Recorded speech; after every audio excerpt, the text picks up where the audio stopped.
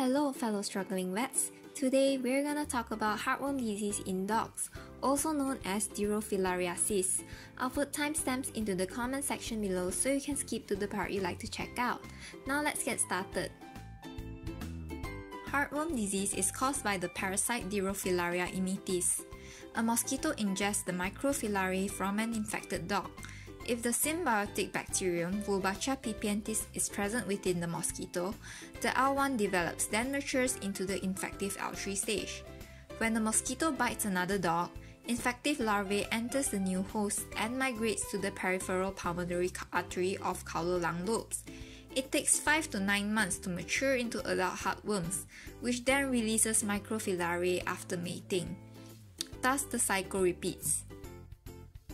Disease severity depends on several factors, including the number of worms, how long they've been present, and the animal's reaction to the parasite. Adult worms can cause vascular lesions which reduce vascular compliance, which is the ability of the blood vessel wall to contract and expand passively, and reduce lumen size. Right ventricle dilation and hypertrophy develop in response to chronic increased systolic pressure. Cardiac output progressively declines as the right ventricle fails. When cardiac output becomes inadequate during exercise, exertional dyspnea, fatigue, and syncope can occur. Chronic hepatic congestion secondary to heartworm disease may lead to permanent liver damage and cirrhosis. Circulating immune complexes or possibly microfilaria antigens result in glomerulonephritis.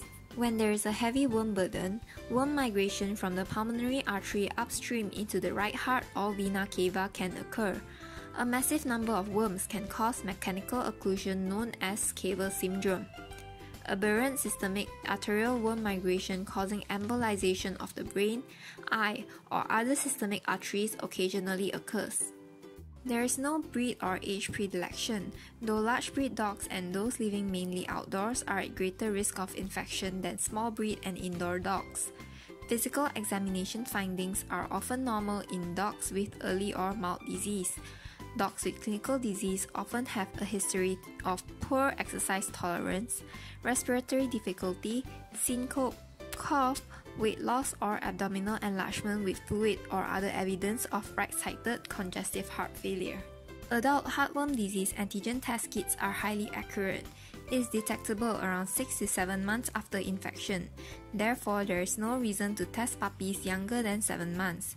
False negative results may occur with a low worm burden, immature female worms only, male unisex infection, or inaccurate adherence to test kit instructions. Microfilaria concentration tests that use at least 1 ml of blood are recommended for detecting circulating microfilariae.